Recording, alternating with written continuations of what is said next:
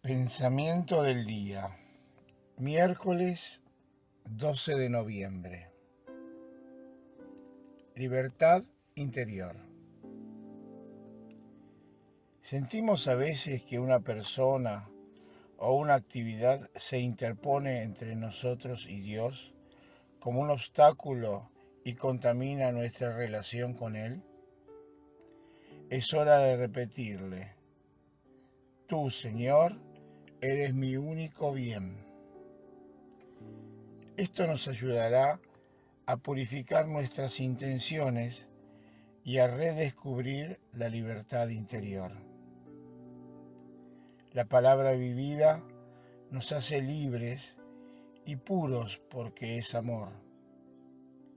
Es el amor el que purifica, con su fuego divino, nuestras intenciones y todo nuestro ser interior, porque el corazón es la sede más profunda de la inteligencia y la voluntad.